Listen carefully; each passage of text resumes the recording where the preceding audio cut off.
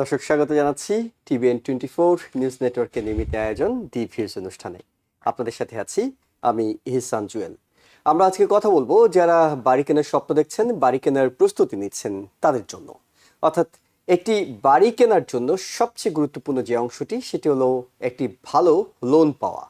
তবে এই ভালো লোন পাওয়া শুধুমাত্র আপনার যোগ্যতার উপর নির্ভর করে না, এর সাথে কিছু কৌশল জানতে হয়। যে কৌশলগুলো জানলেই আপনি খুব সহজে একটি আকর্ষণীয় আপনার প্রয়োজন মাফিক লোন পেতে পারেন। এবং এইসব বিষয় নিয়ে কথা বলতে আমরা আমন্ত্রণ জানিয়েছি আমাদের স্টুডিওতে একজন অভিজ্ঞ মর্গেজ কর্মকর্তাকে, যিনি গত 3 দশক ধরে এই নিউ ইয়র্কে মর্গেজের বিষয়টি ডিল করছেন এবং একই সাথে ভালো লোন পাওয়ার ক্ষেত্রে সহায়তা করছেন। আমরা আমন্ত্রণ জানিয়েছি হার্টল্যান্ড মর্গেজ কর্পের ডাইরেক্টর অফ সেলস আসিফ খানকে। আসিফ খান, আপনাকে স্বাগত জানাচ্ছি আমাদের স্টুডিওতে। দর্শক, আপনারা যারা দেখছেন তারা সরাসরি এই বিষয়ে প্রশ্ন করতে পারবেন। আমাদের টেলিভিশনের স্ক্রিনে আমরা একটি নাম্বার দেখাচ্ছি, এই নাম্বারে টেলিফোন করতে পারবেন। একই সঙ্গে অনুষ্ঠানটি ফেসবুক পেজে TVN24 এর, সেখানে সরাসরি সম্প্রচার হচ্ছে। কমেন্টস করতে পারবেন, যে কোনো প্রশ্ন আমরা চেষ্টা করব আমাদের বিশেষজ্ঞ অতিথির কাছ থেকে আপনাদের উত্তর খুঁজে দেওয়ার।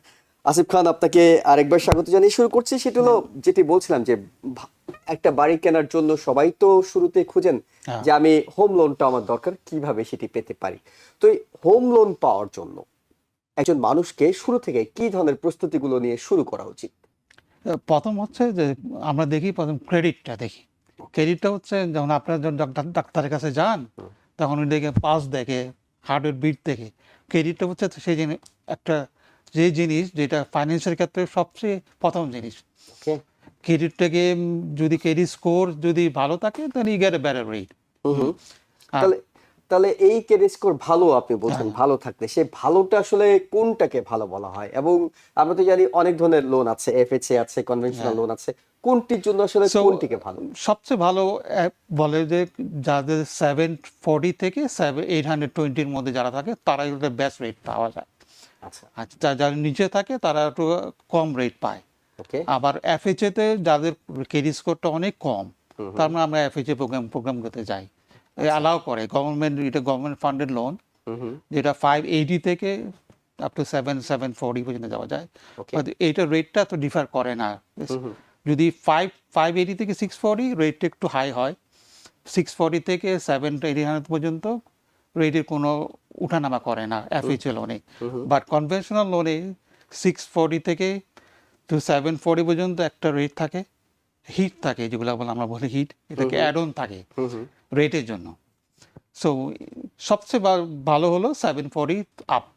ওকে, মানে যদি 740 কম কারো থাকে, আমরা ধরে নিলাম কনভেনশনাল লোনের কথাই আমরা বলছি, 740 কম, তাকে কত বেশি ইন্টারেস্ট দিতে হবে? যদি আপনি একটা অঙ্ক 1 মিলিয়নের একটা বাড়ি আজকের রেটের কথা বলি যে 6.25 আজকের রেট, যারা 740 থেকে 780 পর্যন্ত আছে।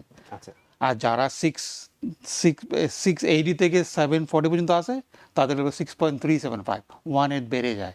ওকে, তার মানে এটা তো পুরো অঙ্কটা যখন হিসেবের মধ্যে আনা হয় অনেক পার্থক্য তৈরি করে। Right, it make big difference রেটের জন্য। তাহলে এই রেটটা কিসের উপর নির্ভর করছে, অর্থাৎ কিসের উপর নির্ভর করে এই রেটটা ঠিক করা হচ্ছে? সো আমাদের মর্গেজের ক্ষেত্রে 3টা এজেন্সি আছে, ফ্রেডি ম্যাক, অ্যান্ড FHA। ওরাই ধারণ করে এই রেটের জন্য এত টাকা হিট দিতে হবে, এত স্কোরের জন্য এত হিট দিতে হবে, ওটা আমাদের স্ট্রাকচার করা আছে। আচ্ছা, তাহলে ক্রেডিট স্কোর 740 এন্ড আপ যদি কেউ করতে চান, তাহলে কিভাবে তিনি সেটি করতে পারবেন, কিংবা তার চেয়ে কম যার কেন কমে যাচ্ছে? So it's all depend on আপনার যদি 3-4টা ক্রেডিট কার্ড থাকে, এদের প্রত্যেকটা ক্রেডিট কার্ডের ইউজেস যদি 30% উপরে চলে যায়, ক্রেডিট স্কোর কমতে থাকে। আচ্ছা, যত 30% নিচে যদি নামানো যায়, দেখা যায় যে your score stay on the higher level. So আমি বলবো সবার জন্য একটা ক্রেডিট কর্মা বলে একটা অ্যাপস আছে। ওই যে যদি কেউ যদি বাড়ি কিনে, নট অনলি বাড়ির জন্য, এখন যদি গাড়ি কিনতে যান, আপনার জন্য কাজের জন্য যান, সবাই ক্রেডিট রান করে। আপনার ব্যাংক অ্যাকাউন্ট খুলতে গেলে ওরা সব পুল করে। So all depend on your credit score. গাড়ির লোনের জন্য যে স্কোরের উপর নির্ভর, কিন্তু গাড়ির ইন্টারেস্ট রেটও ডিপেন্ড করে। So it's a first thing you do in America, say build up your credit. So- আমি আমি আমার একটা উদাহরণ দিই, আমার ছেলের যখন 18 বছর স্কুল হাই স্কুল বের করে, so nobody give him the credit, right? ওরা মাত্র স্কুল দিয়ে বের হয়েছে, বাট একটা ওই টিডি ব্যাংকে অ্যালাউ করে সিকিউর ক্রেডিট কার্ড বলে, যার ক্রেডিট কার্ড নাই, যার কোনো হিস্ট্রি নাই, they can build up with a secure credit card. যেমন আপনার 2000 টাকা দিলেন, 2000 টাকা ক্রেডিট দিবে। আচ্ছা, ওইভাবেই ওরা দে বিল্ড আপ যখন 18 বছর হয় আর কি। এখন তাদের স্কোর আমার থেকে বেশি, তারা আমাকে ফান করে, বাবা I have you more score than you. তার মানে এটা নির্ভর করছে আপনার ক্রেডিট হিস্ট্রি এবং হ্যাঁ। ইউটিলাইজেশনটা আপনি কিভাবে করছেন তার রাইট উপর। রাইট। ভালো একটা ক্রেডিট স্কোর। আপনি কোনো পেমেন্ট মিস আছে কিনা, মিস করলেই আবার ক্রেডিট স্কোর ড্রপ করে 70-80 পয়েন্ট। ওকে, মিস বলতে মানে মিনিমাম পেমেন্টটা দিলে হবে নাকি? না, মিস করতে মানে একটা 30 days এর মধ্যে একটা উইন্ডো থাকে না, হ্যাঁ, একটা মিনিমাম পেমেন্ট বলে। মিনিমাম পেমেন্ট ওটা যদি দেন then you're okay, but if you miss 31 day they put it 30 days late on your credit. Okay, ওটাই কিন্তু বিরাট এফেক্ট করে। একটা যদি মিস হয়, আই স 30-40% ড্রপ করে। সো মানে যে মুহূর্তে তিনি 740 তে উঠে গেলেন, তখন যদি তিনি যান কিন্তু দেখা গেল যে তার আগের হিস্ট্রি বলছে তিনি বেশ লো ছিলেন, হ্যাঁ, হয়তো শেষের সময় এসে সো তিনি- এইটাই সবচেয়ে ভালো যে ক্রেডিট কর্মা যে অ্যাপসটা বললাম, ওটা যদি কেউ দেখে, সে প্রতিদিন দেখতে পারে তার ক্রেডিট স্কোর কত। আচ্ছা, হ্যাঁ, সো ও যদি বুঝতে পারে যে যে আমার ইউজেজটা বেশি হয়ে গেছে, তখন ওই ক্রেডিট কার্ডটা পে করে দিতে, তাহলে ওই স্কোরটা নেক্সট সাইকেলে ওটা বেড়ে যায়। সো এবং একই সাথে ক্রেডিট কর্মাতে শুধুমাত্র একটি স্কোর দেখা যায় না, না, বেশ কয়েকটি দুইটা স্কোর স্কোর দেখা যায়। থাকে, I think Equifax and TransUnion. Usually আমাদের তিনটে ক্রেডিট ব্যুরো আমরা রান করি, Experian, Equifax and TransUnion. So দুটোই আছে দুটাই credit card-এ। Give you the history of your credit card uses. Okay. এখন যে প্রশ্নটি চলে আসে সেটি হলো, আপনি বলছিলেন যে যদি একাধিক ক্রেডিট কার্ড থাকে এবং 30% এর বেশি ব্যবহার করা হয় তাহলে একটা হিসেব, কিন্তু কারো যদি একটি সিঙ্গেল ক্রেডিট কার্ড আছে, হ্যাঁ, সো হ্যাঁ, আরেকটা ভালো জিনিস, আমাদের মর্গেজের ক্ষেত্রে you have to have at least 2 year history of your credit card usages, এবং 3টা ক্রেডিট কার্ড থাকতে হয়। তিনটা মানে আপনার যদি কারো একটা ক্রেডিট কার্ড থাকে Yeah. তাহলে তিনি ওই ক্রেডিট স্কোর দিয়ে আপনাদের ভালো মর্গেজ পাবেন না। If you have a less than 2 year usages of credit, হ্যাঁ, হ্যাঁ। ওটা আমাদের জন্য এফেক্ট করে। মানে তিনি কি পাবেন না পাবেনই না একটা থাকলে? So most of the program is built up with a credit score with 2 year history and 3 credit card. এটা খুবই ইম্পর্টেন্ট একটা হ্যাঁ, তথ্য, কারণ অনেকেই এটি জানেন না, তিনি হয়তো একটি, কেউ কেউ হয়তো দুটি ব্যবহার করছেন, কিন্তু তিনটি ক্রেডিট কার্ডের স্কোর গুলো গুরুত্ব দিয়ে রাখা হয়। Right, right. Of course. ওটার জন্য এফেক্ট করে আপনার রেটে করে। আচ্ছা, তার মানে এটা রেটের জন্য খুব গুরুত্বপূর্ণ একটা Right. বিষয় হয়ে দাঁড়াচ্ছে। এখন আপনার কাছে কিছু টিপস যদি মানে দর্শকরা পান, সেটি হলো যে ক্রেডিট স্কোর কমে গেছে, এই মুহূর্তে আপনি চিন্তা করছেন বাড়ি কিনবেন, 2 বছরের ক্রেডিট স্কোরটা ভালো দেখানোর একটি বিষয় আছে, কিভাবে কোন কোন স্টেপ গুলো ফলো করলে, কি করলে কি না করলে ক্রেডিট স্কোরটা ইমপ্রুভ করা সম্ভব? So I give you one real time story. One gentleman came, এক ভদ্রলোক আসলেন লোনের জন্য, ক্রেডিট আর করলাম, মানে 570 ক্রেডিট স্কোর, 573 570 ওনার ক্রেডিট স্কোর। ওকে, 570 তো অ্যানালাইজ করে দেখলাম যে উনি দেশে গেছেন, দেশে যাওয়ার সময় 2 মাস 3 মাস থেকে আসছে, কিন্তু 3 মাস উনি পেমেন্টই করেনি। আচ্ছা, ও ক্রেডিট কার্ড ওরা বন্ধ করে দিয়েছে, কারণ ওর নো অ্যাক্টিভিটিস, ওনার কোনো আইডিয়াই নেই যে ক্রেডিট কার্ডটা বন্ধ হয়ে গেছে। আচ্ছা, উনি মিনিমাম দিয়ে যাচ্ছে, যেটা ওরা মাসে মাসে বিল পাঠায় দিয়ে যাচ্ছে, বাট ওনার আইডিয়াই নাই যে ক্রেডিট কার্ডটা বন্ধ হয়ে গেছে। আচ্ছা, যখন বন্ধ হয়ে যায় ক্রেডিট স্কোর ড্রপ করে, কিন্তু ওকে, একটা ক্রেডিট কার্ড, যে কোনো ক্রেডিট কার্ড বন্ধ হলেই ওটার স্কোর এফেক্ট করে। তো ওই ভদ্রলোক জানতোই না। So on behalf of him আমি ওনাকে কথা বললাম ব্যাংকের সাথে, উনি আমাকে এমনও বলতেছে যে উনি মিনিমাম পেয়ে যাচ্ছে, কিন্তু আসলে উনি জানেও না ক্রেডিট কার্ড বন্ধ হয়ে গেছে।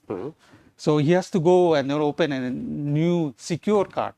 ওকে, তাহলে বন্ধ হলো কেন? মানে তিনি উনি 3 মাস ধরে দেশে পড়ে আছে, ক্রেডিট কার্ড ইউজ করে নাই, পেমেন্ট দেয় না 3 মাস ধরে। আচ্ছা, এটা কি পেমেন্ট না দেওয়ার কারণে নাকি 3 মাস ইউজ না করার কারণে? না, পেমেন্ট না দেওয়ার জন্য, ওই যে প্রতি মাসে যে you have to minimum payment, উনি ওটাও দেন নাই।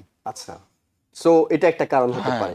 তারপরে ওনাকে, এবং আমার শেষ করি, তারপরে উনি যে 570 শুরু হয়েছে, তারপরে উনি ব্যাংকে গেল, যেটা টিডি ব্যাংক, ওনাকে বললেন 5,000 টাকা দেন, ওখান থেকে ক্রেডিট একটা নেন। আচ্ছা, but it took him 7 to 8 months to build up his credit. কিন্তু ওই 6 মাস কিন্তু বাড়ি কিনতে পারে নাই, উনি রেডি ছিল 22 লাখ টাকা নিয়ে আসছে, but he has the money, but ক্রেডিটটা জন্য উনি কোনো অফার দিতে পারেনি। আচ্ছা, তো এটা একটি বিষয় হলো যে তার মানে হলো এটি করা যাবে না, হ্যাঁ, কিন্তু কি করা যাবে মানে ইমপ্রুভ করার জন্য তিনি আর কি করবেন মানে So, খুব যত ক্রেডিট নেওয়া যায় তত ভালো, 4-5টা ক্রেডিট কার্ড নিতেন, ইউজ করেন না, দুইটা ইউজ করবেন যেখান থেকে 30% নিচে রাখবেন, ওকে। ওটাই হলো সবচেয়ে ভালো স্কোরের একটা ফর্মুলা। সো এটা খুবই গুরুত্বপূর্ণ যে আপনাকে অবশ্যই একাধিক ক্রেডিট কার্ড ব্যবহার করতে হবে এবং 30% একটা হ্যাঁ। ক্যাপ ঠিক করা হলো যে 30%, এটি কি 30% এর উপরে করলেই আপনার আপনি হয়তো রেগুলার পেমেন্ট করে হ্যাঁ, আছেন, payment regular। হ্যাঁ, But যদি আপনি 30% মিনিমাম এর যদি বেশি। পে করে থাকেন তাহলে স্কোর এত বাড়ে না ভাইয়া। আচ্ছা। সো ইট হ্যাজ টু, আপনি যদি 1,000 টাকা চার্জ করলেন এই মাসে, আপনি দিলেন 30 টাকা মাত্র, but you make it $300 to $400 পেমেন্ট, okay. So it balance out ক্রেডিটের ইয়াটা, ইউজেজটা। আর আপনি যেটি ব্যবহার করছেন মান্থলি সেটি পুরোটা ব্যাক করছেন, কিন্তু আপনি 30% এর বেশি ব্যবহার করছেন, হ্যাঁ। তখন কি কোনো সমস্যা হয়? No, if you paid it off with say আপনি 2000 টাকার ক্রেডিট ইউজ করলেন আর 2000 পে করে দিলেন, so it balance out as zero. Okay. তো ওটার জন্য অ্যাকচুয়ালি ক্রেডিটটা ভালো হয় আরো। সো এটা খুবই গুরুত্বপূর্ণ, অর্থাৎ ক্রেডিট কার্ড আমরা ব্যবহার করি সাধারণত খুব ছোট ছোট কিছু ভুল আমরা করে ফেলি যেটা হয়তো আমরা টেরই পাইনি এটি আমাদের ক্রেডিট স্কোরের উপর কতটা নেগেটিভ ইমপ্যাক্ট ফেলছে। হ্যাঁ। কিন্তু আপনি যে পরামর্শগুলো দিলেন সেগুলো নিঃসন্দেহে কাজে আসবে। একটা প্রশ্ন এই ক্রেডিট স্কোর কিংবা ক্রেডিট কার্ড নিয়ে, অনেকে আছেন আপনি বললেন 3-4টা ক্রেডিট কার্ড ব্যবহার করতে, অনেকে আছেন হয়তো একটা ক্রেডিট কার্ড নিয়েছেন কখনোই ব্যবহার করেননি, কারণ তার অন্য ক্রেডিট কার্ডে তিনি ইউজ টু কিংবা অন্য ক্রেডিট কার্ড ব্যবহার করছেন এবং তিনি হয়তো ক্যাপের মধ্যে আছেন, 30% ব্যবহার করছেন, ক্রেডিট কার্ড একটা সময় গিয়ে তিনি হয়তো বন্ধ করে দিলেন। এই বন্ধ করাটা কতটা বিপজ্জনক? It is a dangerous thing. যখন বন্ধ হয়ে যায় ক্রেডিটটা স্টপ হয়ে যায়, তখন ওই লিমিট থেকে ওনার যদি $5,000 লিমিট থাকে ওখানে জিরো হয়ে গেল, তখন ওইটা স্কোরটা ড্রপ করে another 100 পয়েন্ট। সো বন্ধ করাটাও আর একটা ডিফিকাল্ট জিনিস। ওকে, আমরা এরপরে যে বিষয়টাতে আসতে চাই, আন্ডাররাইটার। যখন আন্ডাররাইটার বিষয়টি কি সেটি ব্যাখ্যা করবেন, এবং একই সাথে আন্ডাররাইটাররা যখন আপনার ক্রেডিট বিশ্লেষণ করেন তিনি কোন কোন বিষয়টা দেখে আপনার ক্রেডিটটা ঠিক করছেন? অ্যাকচুয়ালি দ্য ওয়ার্ল্ড চেঞ্জ, এখন সো অটোমেটেড হয়ে গেছে, আন্ডাররাইটিংটা অটো মেশিন হয়ে গেছে, এখন মেশিন দিয়ে বলে দেয়। যখন লোন আসে আমরা আন্ডাররাইটিংটা এখন একটা সিস্টেমের একটা অ্যাপস এর মতো হয়ে গেছে, ওটার মধ্যে আমরা রান করি and apps give you the answer, ওই আনসারে বলে দেয় এই জিনিস আমার লাগবে। সো আন্ডাররাইটার যখন ওই মেশিন জিনিসগুলো আন্ডাররাইটার ওকে করে, যে ওকে দেখবে যে ওই ক্রেডিট কার্ডের পেমেন্ট হিস্ট্রি আছে কিনা, 2 বছরের কয়টা ক্রেডিট কার্ড আছে। আর আমরা একটা জিনিস করি, ওই যে ক্রেডিট কার্ডের পেমেন্ট, গাড়ির পেমেন্ট, স্টুডেন্ট লোন, ওগুলো আমরা ওই আপনার মর্গেজ পেমেন্টের সাথে যোগ করি। আচ্ছা, যেটা আমরা ডেট টু ইনকাম রেশিও বলে, হ্যাঁ, যেটা দিয়ে আমরা কোয়ালিফাই করি। সো ওইটাই একটা মেজর ফ্যাক্টর। আপনার যদি কোনো ক্ষেত্রে আমি অনেক মর্গেজ অ্যাপ্লিকেশন আছে যে যার আমাদের মর্গেজের 50 ব্যাক রেশিও আমরা পড়ে যাই, আপনি যদি 52 হয়ে যায় আপনার, তখন আমরা বলি কি you pay this credit card to approve your loan. Okay. So debt to income রেশিওর জন্য আমাদের ক্রেডিট স্কোর এবং ক্রেডিট কত হিস্ট্রি আছে ওগুলো দেখি আর কি। ওকে, সেক্ষেত্রে লোন পাওয়ার ক্ষেত্রে কি যদি আপনার প্রিভিয়াস কোনো লোন থাকে, গাড়ির জন্য থাকতে পারে, ক্রেডিট কার্ডের লোন থাকতে পারে, এই লোনগুলো কি আপনার টোটাল এখন যে আপনি বাড়ি কেনার পরিকল্পনা করছেন সেই লোন পাওয়াটাকে কোনো সমস্যার মধ্যে ফেলে? ইয়া সো একটা রুল অফ থাম্ব বলি, আপনার যদি 4,000 টাকার যদি মর্গেজ পেমেন্ট থাকে, আপনার ডাবল ইনকাম হতে হয়, 50%, $8,000 ইনকাম হতে হয়। আপনার যদি এটার সাথে যদি আপনার গাড়ির লোন থাকে আর 600 টাকা, so you don't qualify for the loan. আপনার যদি 8,000 টাকার ইনকাম থাকে তখন ওই গাড়ি পেমেন্টটা পে করে দিতে হয়। আচ্ছা, আপনি যদি স্টুডেন্ট লোন থাকে then you have to pay to qualify for the loan, মানে ফুল পে করে তারপরে আসতে হবে। কারণ আমরা যেগুলো ইনকাম চেক যে লোনগুলো করি আর কি, so we added all the dates in আপনার মর্গেজ পেমেন্টের সাথে ডেটটা আমরা যোগ করি।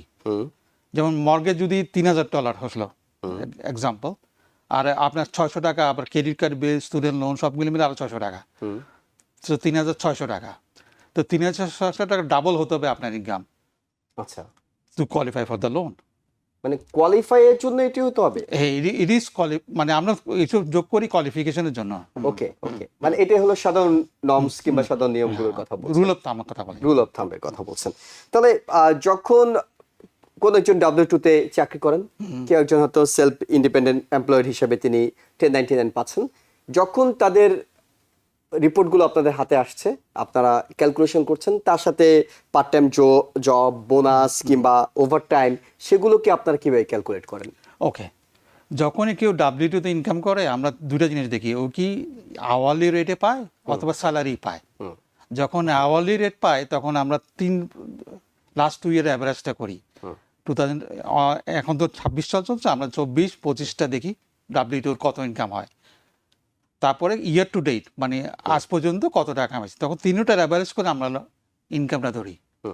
আর যারা W2 যারা স্যালারি, কারেন্ট স্যালারিটা ধরি। আচ্ছা, তারপরে বোনাস, ওভারটাইম অ্যান্ড কমিশন ইনকামগুলো ওরাও 3 বছরের বা 2 বছর প্লাস ইয়ার টু ডেট ওগুলো অ্যাভারেজ করে ওটাকে অ্যাভারেজটা ইনকামটা ধরে। ওকে ওকে, তাহলে যদি কারো পরিস্থিতি এমন হয় যে তিনি একটা সময় W2 তে চাকরি করতেন, একই চাকরি তাকে এখন তার যে বসটা আছেন তারা অফার করেছেন যে তুমি এখন 1099, তাহলে তিনি একটা ভালো কোয়েশ্চেন।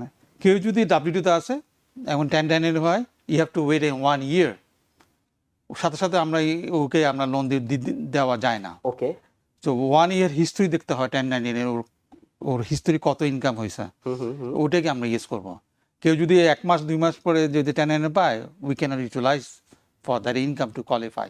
ওকে, সো হঠাৎ করে কেউ যদি 1099 এ যায়, তাকে বাড়ি কেনার জন্য অন্তত 1 বছরের অপেক্ষা করতে হচ্ছে। এক বছর। আর যদি আরেকটা জিনিস, আরেকটা ভালো জিনিস, ওই যে আমি বেশিরভাগ অ্যাপ্লিকেশন দেখি কেউ উবার করে, পাশে হোম কেয়ার আছে।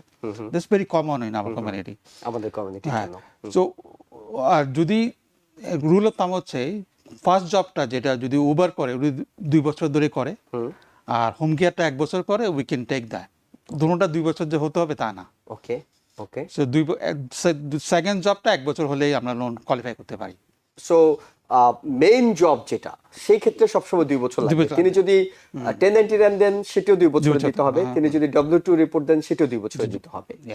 এবং একই সাথে আপনারা ক্যালকুলেশন, মানে তার ক্ষেত্রে কি যিনি শুধুমাত্র উবার করেন এবং আরেকজন আছেন যিনি উবারও করেন, হোম কেয়ারও পাচ্ছেন, এই দুটি ক্ষেত্রে যিনি সেকেন্ড ব্যক্তি অর্থাৎ উবারও করেন, হোম কেয়ারও পাচ্ছেন, তার কি লোন বেশি পাওয়ার মানে পরিমাণটা বেড়ে যায়? ওটা যোগ হচ্ছে, ইনকামটা যোগ হচ্ছে। কেউ যদি যারা উবার করে তাদের দেখছি 110 120 ইজ ভেরি কমন।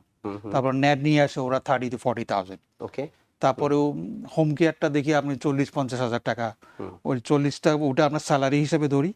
আর যেটা নেট, যেটা উবার থেকে আসে, ওটা নেটটা ধরে যোগ করি, তারপর আমরা কোয়ালিফাই করি। কোনো পার্থক্য কি আছে লোন পাওয়ার ক্ষেত্রে যিনি W2 পাচ্ছেন এবং যিনি 1099 পাচ্ছেন? অনেকে আছেন 1099, ইটস কমন, মানে বাংলাদেশি কমিউনিটিতে হয়তো আপনারা দেখতে পান যে তিনি হয়তো যা ইনকাম করছেন দেখাচ্ছেন খরচ হয়ে যায় তার। ওদের W2 তে তো খরচ দেখানোর কোনো সুযোগ নেই, তিনি রেগুলার দিয়ে আছেন।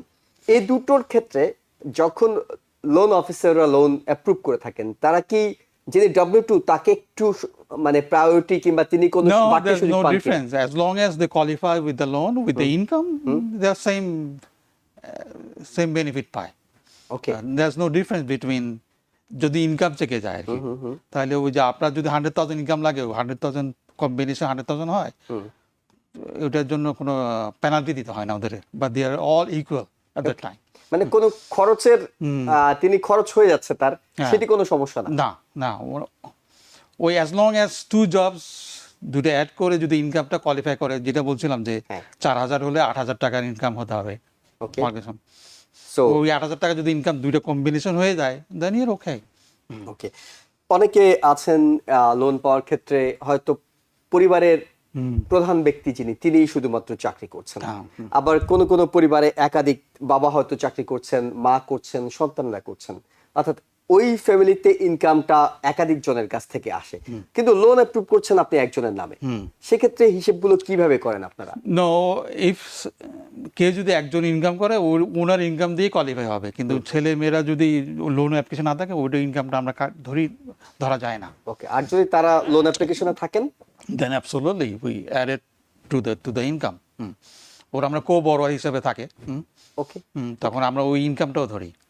সো যত বেশি ইনকাম তত বেশি কি আপনার লোন পাওয়ার সুযোগ? অ্যাবসলিউটলি, তখন ইনকাম আপনার যদি আমাদের জেনারেশন যেটা আমি দেখি, যারা সেকেন্ড জেনারেশন এখন 100,000 ডাব্লিউতে ইনকাম করছে ছেলে মেয়েরা।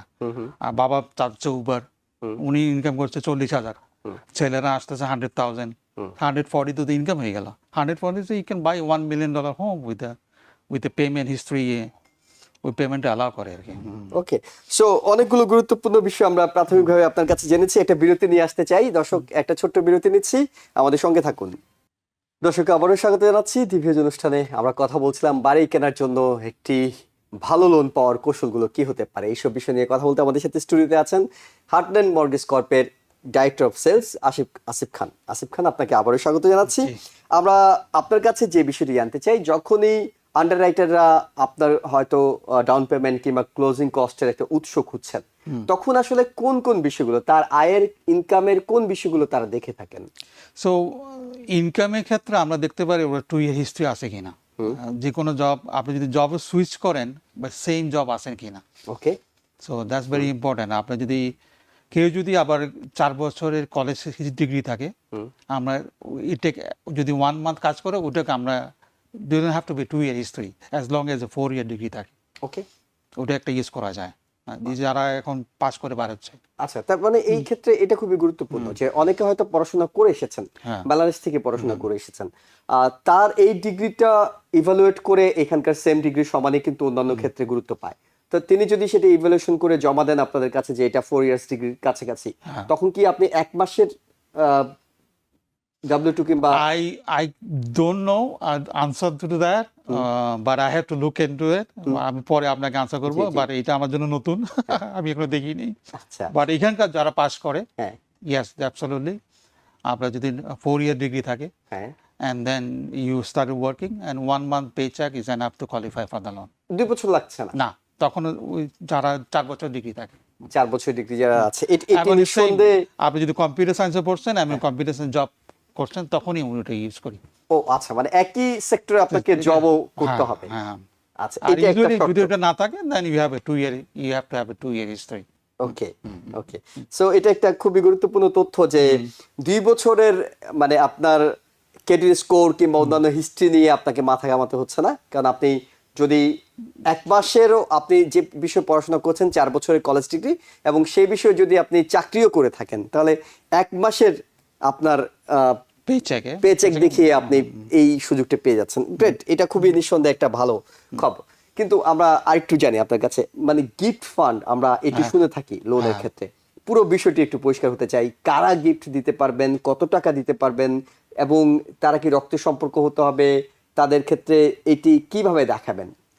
খুবই ভালো জিনিস। আমি সবসময় লোনের জন্য যখন একটা গিফট অ্যাফিডেভিট সাইন করতে হয়, বেশিরভাগই ভদ্রলোকরা লেখেন ফ্রেন্ড কতটা দ্য গিফট হতে হয় ক্লোজ রিলেশনশিপ ফ্যামিলি থেকে, your brother, sister, aunty, cousins, তারা দিতে পারে। ফ্রেন্ড থেকে নেওয়া যায় না, নট অনলি কনভেনশনালে, নট অনলি এফএইচএ, কোনোটাতেই নেওয়া যায় না। সবে এখন IRS এর একটা লিমিট আছে, 18,000 ইজ দ্য ম্যাক্স। একজন যদি 18,000 কেউ গিফট দেয়, ওটা IRS কে ডিক্লেয়ার করতে হয় না। আচ্ছা, 18,000 এর উপরে কেউ যদি গিফট দেয়, তাকে আবার ট্যাক্স দিতে হয়। Okay, so if you stick to up to 18,000 ওই গিফট অ্যামাউন্টটা একজন যদি দেয়, তাহলে ওটা IRS কেও রিপোর্ট করতে হয় না, তো ওনাকে ট্যাক্সও দিতে হয় না। বাট গিফটের ক্ষেত্রে একটা ট্যাক্স দিতে হয় 20%। কিন্তু আমি এই প্রশ্নটি এরপর আপনাকে করতাম, যারা গিফট দেন এবং নেন দুজনের ক্ষেত্রে ট্যাক্সের বিষয়টি হিসাবটা কিভাবে করা হয়? Right, if the report to IRS more than 18,000 then you will imply 20% tax. আর যদি এটি 18,000 এর কম হয়, তাহলে এটির জন্য কোনো ডিক্লেয়ার করতে হয় না। কোনো ট্যাক্স রিবেট কি পান? নো, সেটিও পান না, অর্থাৎ ট্যাক্স দিতে হচ্ছে না, ট্যাক্স রিবেটও তাকে পেতে হচ্ছে না।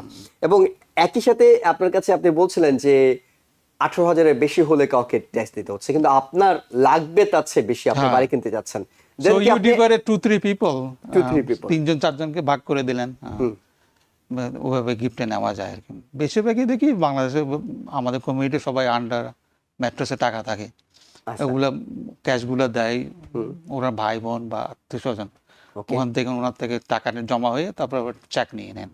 ওকে সো ওই একটা কনভেনশনাল আমাদের ব্যাংক স্টেটমেন্ট দেখাতে, কে লোন দিছে ওটা দেখাতে হয় না, কিন্তু এফএইচএ প্রোগ্রামে যে টাকাটা দিছে আবার তার ব্যাংক স্টেটমেন্ট লাগে, তখন আবার ডিফিকাল্ট হয়ে যায়। কেউ যদি টাকা জমা দিয়ে আবার গিফটটা দেয় তখন একটা বিপদে পড়ে।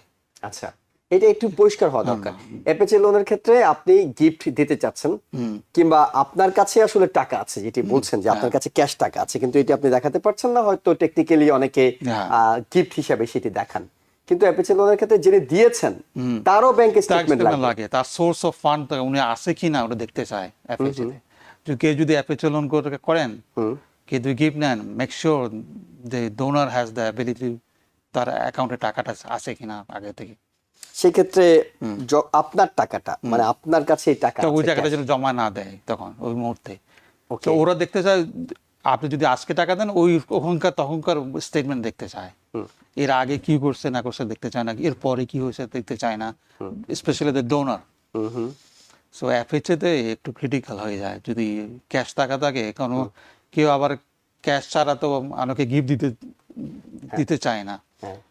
সো দ্যাটস দ্য কনভেনশনালে শুধু কপি অফ দ্য চেক হলে হয়ে যায়।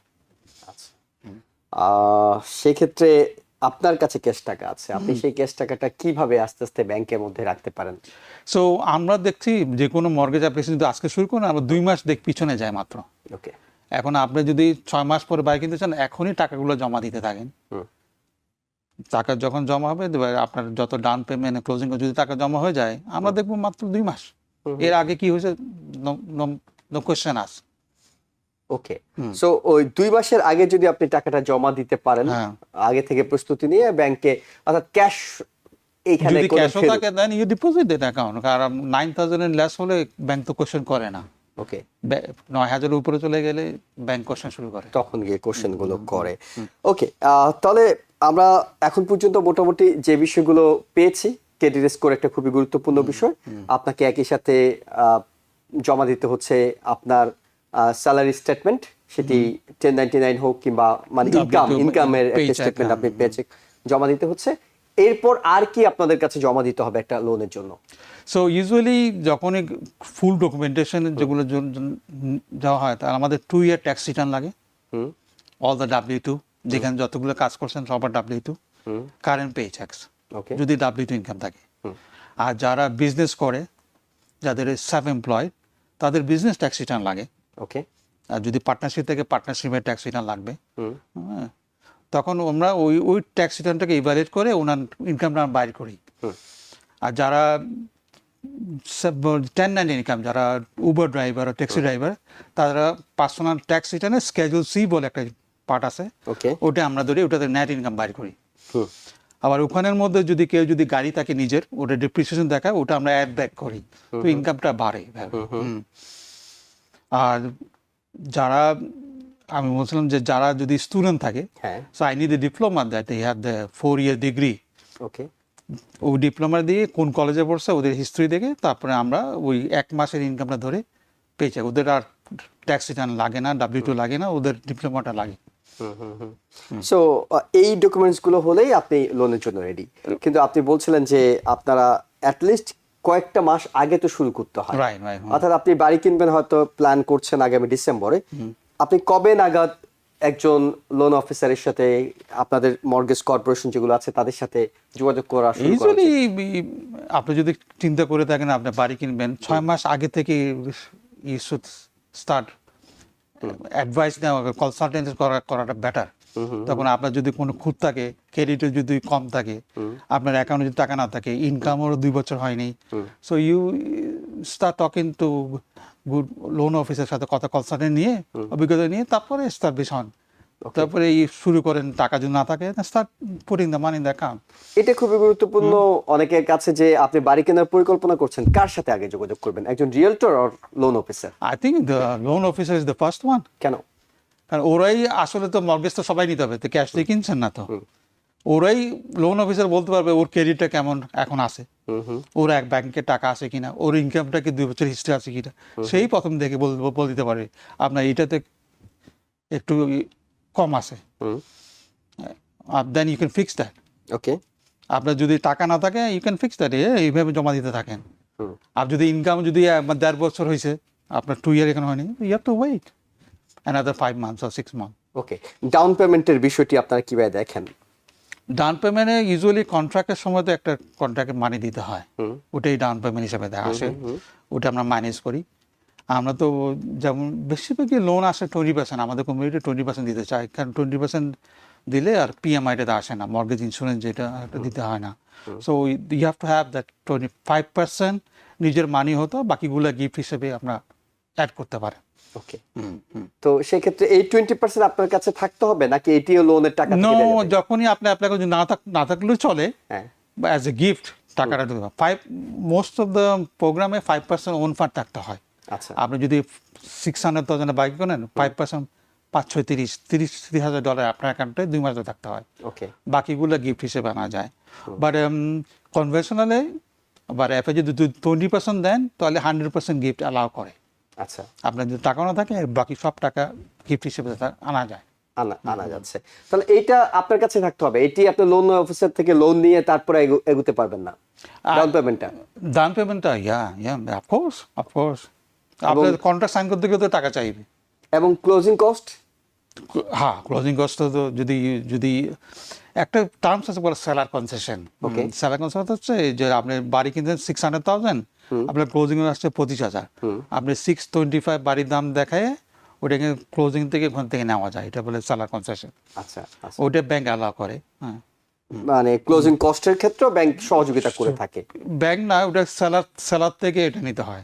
আচ্ছা, হ্যাঁ, সেলার থেকে নেওয়ার একটা সুযোগ আছে। তাহলে যে প্যাকেজগুলো আছে এফএসএ, কনভেনশনাল এবং অন্যান্যগুলো, মানে আমাদের কমিউনিটি, বাংলাদেশি কমিউনিটির অলমোস্ট সবারই কাছাকাছি গল্প, তারা কোন ধরনের প্যাকেজগুলো সাধারণত লোন নিয়ে থাকেন? মোস্টলি কনভেনশনাল আমি দেখি 90% কনভেনশনাল লোন। আমাদের যেগুলো লোনগুলো করে থাকি 10% আসে। এখন অবশ্য চেঞ্জ হয়ে গেছে, I will say 50% no income and 50% full income. Okay, because বাড়ির দাম এত বাড়ছে 1.2, 1.3, এর জন্য 170,000-180,000 ইনকাম লাগে। ওরা তো ফ্যামিলির মধ্যে আমি এখন দেখি নাই যে 2 জেনারেশন 3rd জেনারেশন মিলে এত টাকা হয় না, সবাই নো ইনকাম দিয়ে কিন্তু প্রোগ্রামে যে করে আর কি। তখন আপনাদের আলাদাভাবে তাদের জন্য নো ইনকাম নো দেখানোর ইনকাম একটা সুযোগ আছে? হ্যাঁ, সুযোগ আছে। ওকে, তো নো ইনকাম দেখালে কি তাকে ইন্টারেস্ট রেটটা বেশি দিতে হচ্ছে? অফকোর্স রিস্ক ইজ হাই, তখন ব্যাংক তো they will charge more. Currently যদি 6.25 হয়, নো ইনকাম গুলো 7.25, depend on the credit score. So আপনাদের প্রায় 3 দশকের অভিজ্ঞতা, আসিফ খান, আপনার কাছে একটু মানে ক্লিয়ার কাট এটা আমরা একটু জানি। কেউ একজন বাড়ি যে দামে কিনবেন বলে ভাবছেন, হ্যাঁ, সেই দামের কত পার্সেন্ট টাকা, কত পার্সেন্ট ডলার তিনি হাতে রেখে এই পথে নামছেন? Minimum 5% on fund has to be in the account for 2 months। এবং 5% তো আপনি মিনিমাম আপনার অ্যাকাউন্টে আছে, কিন্তু বাকিটাও তো ম্যানেজ করতে হবে, Right. গিফট তো আর চাইলেই কেউ দিচ্ছে না। সেক্ষেত্রে টোটাল So, কত পার্সেন্ট আপনারা করেন? Most difficult thing in mortgage পেমেন্টটা। হ্যাঁ, the lower the mortgage payment, you better off, রাতে ঘুমাতে পারবেন, হ্যাঁ, মাথা চিন্তা কম থাকবে। সো যত টাকা বেশি নিবেন, বেশি বড় করবেন, ততটা লোন বেড়ে যাবে। So I would suggest to put 20% think করে 20% টাকাটা করে কেনা উচিত। মানে তখন হয়তো আপনি কিছুটা রিল্যাক্সে মর্গেজের চাপটা নিতে পারবেন, হ্যাঁ, কারণ আপনি হয়তো গিফট চেক। ইদানিং প্রত্যেকটা বাড়ি it's impossible to buy less than 1 million home. One family 800 hit করছে এখন কুইন্স ভিলেজের দিকে। এগুলো পেমেন্ট আছে অলমোস্ট $5,000 মর্গেজ, যেটা অনেকের জন্য এটা টাফ। একটা তো কোনো রেন্ট ইনকাম থাকে না, আপনার আফটার ট্যাক্স ইনকাম, একটা হাউসহোল্ড ইনকাম থাকে $6,000-7,000 হ্যাঁ, আফটার ট্যাক্স। 5,000 টাকা যদি মর্গেজে চলে আসে, it's difficult to pay. Okay, so এটি ধীরে ধীরে কঠিন হচ্ছে, কিন্তু একই সাথে আপনি বলছেন অ্যাট লিস্ট আপনি 20% আপনার কাছে আছে, ম্যানেজ করতে পারবেন আপনি, তাহলে আপনার মর্গেজের চাপটা কম নিতে হচ্ছে, আসবে, এটা একটা ভালো সুবিধা। তো যদি 800,000 এর কথাই আমরা বলছিলাম যে বাড়িটি, এই বাড়িটির ক্ষেত্রে আপনার অঙ্কটা কিভাবে মিলান? 800,000 যদি একটা বাড়ি কিনতে 20% হয়, বাদ দিয়ে 20% বাড়ি যেটা থাকে 20% বাদ দিয়ে যেটা থাকে ওটাতে ওর ইনকামটা কোয়ালিফাই করে ওইভাবে আমরা কোয়ালিফাই কত করি। ইনকাম হতে হবে এটির জন্য? সো লেটস সে যদি 20% দিয়ে থাকে 800 জন্য, তাহলে 640 লোন আমার হচ্ছে। 640 জন্য পেমেন্ট আসবে ইউজুয়ালি 4800। ওকে, ওই অলমোস্ট সে 5,000 আপনি যদি বলেন। 4800 ডাবল হতে হবে ইনকাম। ওকে, তাহলে অলমোস্ট $10,000 ওদের মান্থলি ইনকাম ইনকাম হতে হবে। হুম। অর্থাৎ দিনে দিনে এটি কঠিন হচ্ছে, কিন্তু আমরা আসলে দর্শকদেরকে কঠিন বলতে চাই না। আপনারা কিভাবে এটিকে সহজ করার জন্য পরামর্শ So দেবেন? they all last 3 years the rate went crazy. হুম, যারা ওই মনে আছে কিনা যেন করোনার সময় রেট ছিল 2.5, 2.7. হুম, So I hope they will come back at that kind of rate again. So যারা এখন বাড়ি কিনছে, যারা 7% বা 6.3, eventually the rate will go down 5, 4. তখন রিফাইন্যান্স করে পেমেন্টটা কমায় নিয়ে আসা। আচ্ছা, but it's hard to get in to the house. একবার যদি কি কিনে নেন তখন ওটা মানুষ সমর্থ এসে যায়। তাদের কাজ করতে হয়, দুইটা জব নাম করে 3টা জব করতে হয়। But they do. আমাদের কমিউনিটি কিন্তু মর্গেজে ডিলে করে না কেউ। আচ্ছা, they all go pay the money. আর কেউ রুমমেট রাখে, সাবলেট দিয়ে হলো Sublet দিয়ে মর্গেজ রাখে, দিয়ে কাছে। এই যে মর্গেজের দেরি করা, এই বিষয়টি একটু আপনার কাছে পরিষ্কার হই, কারণ ঘাড়ে তো উঠে গেল বোঝা একটা লোনের।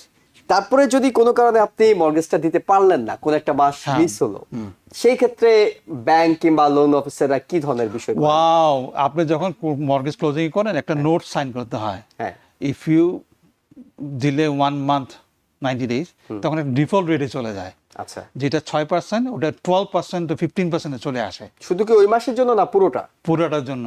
আচ্ছা। সো আল্লাহ না করে কেউ যদি বিপদে না পড়ে, but make sure you don't delay on your loans. আর যদি কন্টিনিউয়াস 3টা পেমেন্ট চলে আসে, ওরা they have right to put a foreclosure on your property. এটা মানে খুবই ঝুঁকির একটা বিষয়। কিন্তু আপনি যে বললেন 6% 12% চলে যাচ্ছে, এটি কতদিনের জন্য নাকি একদম শেষ পর্যন্ত? It become a default rate kick in হয়ে যায়। আচ্ছা, ওখানে থাকে, নোটের মধ্যে থাকে। যখনই আপনি ক্লোজিং করতে যান তখন লেখা থাকে। অনেকে হয়তো অনেক বড় অনেক পৃষ্ঠা নিঃসন্দেহে আপনারা তাদের হাতে তুলে দিয়ে সাইন নেন, তো সেগুলো কি আপনারা বুঝিয়ে বলেন যে এই বিষয়গুলো কিন্তু আছে? আমরা তো ক্লোজিং এর সময় আমরা থাকি না, অ্যাটর্নি, বায়ার অ্যাটর্নি থাকে, ব্যাংক অ্যাটর্নি থাকে, ওরাই এক্সপ্লেইন করে। তারা এক্সপ্লেন করে থাকেন যে এই বিষয়গুলো থাকে। আরেকটা বিষয় হলো, আপনি বললেন 3 মাস যদি পেমেন্ট না দিতে পারে তাহলে কি হয়? কোন একজন ব্যক্তি হয়তো তার নামে লোনটা আছে, 30 বছরের জন্য তিনি নিয়েছেন, লোন দেওয়ার সময় আপনার কি তার বয়স কিংবা অন্যান্য বিষয়গুলো? অফকোর্স, যারা মিনিমাম তো নিউ ইয়র্ক আমেরিকাতে ল আছে 18 years, 18 এর নিচে কেউ লোন সাইন করতে পারবে না। সর্বোচ্চ there is no limit of সর্বোচ্চ, কোনো there is no limit. আপনি 75 years old and you buying home. So তিনি যদি 75 years old, তিনি যদি 10 বছর পর কিংবা 15 বছর পর কোনো কারণে মৃত্যুবরণ করেন, তখন কি হয়? So it goes to the state overtake করে। তখন ওর যে অংশীদারি যেগুলো ছিল, বা ওর ছেলে মেয়ে বা বউ, তাকে কোর্টে যেতে হয়। তাকে কোর্ট থেকে জাজ থেকে অ্যাপ্রুভাল নিয়ে আবার ওদের বিপক্ষে জাজ ডিসাইড করে কে কত ভাগ পাবে এবং কতটা মর্গেজ যদি থাকে সেটাও কে কতটা পেমেন্ট করবে। ওরা যদি ডিফল্ট হয়ে যায়, then you have to sell the property to distribute the amount to the family. একেবারে শেষ প্রশ্ন, অনেকগুলো গুরুত্বপূর্ণ আমরা তথ্য আপনার কাছ থেকে জেনে নিয়েছি। ছোট ছোট যারা মনে করছেন আগামী 6 মাস পর বাড়ি কিনবেন, তাদেরকে এখন থেকে প্রস্তুতি নেওয়ার জন্য কোন কোন বিষয়টি আপনি দর্শকদেরকে বলবেন? এই বিষয়টা অবশ্যই আপনারা গুরুত্ব দিয়ে বিবেচনা করবেন। First thing is a credit. Second thing হচ্ছে ইনকামটা 2 বছর হিস্ট্রিতে না থাকে। থার্ড থিং হচ্ছে যে অ্যাসেট টাকা 5% ওন ফান্ড যেন অ্যাকাউন্টে থাকে। এই 3টা জিনিস ভেরি ইম্পর্টেন্ট। তো এই 3টা জিনিস হলে আপনি প্রস্তুত। আপনি চেষ্টা করতে পারেন যে এখন আপনি একটি হোম লোনের জন্য আবেদন করবেন এবং এটি পাওয়ার পরে আপনার যে স্বপ্নের বাড়ি সেটির মালিক হওয়ার, কিংবা সেটি অন্তত আপনার একটি বাড়ি, নিজস্ব একটি ঠিকানা, সেটির পথে আপনি হাঁটতে পারবেন। আসিফ খান, অনেক ধন্যবাদ আপনাকে আমাদের স্টুডিওতে এসে সময় দেওয়ার জন্য। একই সঙ্গে দর্শক আপনাদেরকেও ধন্যবাদ জানাচ্ছি এই আলোচনায় আমাদের সঙ্গে থাকার জন্য। ভালো থাকবেন।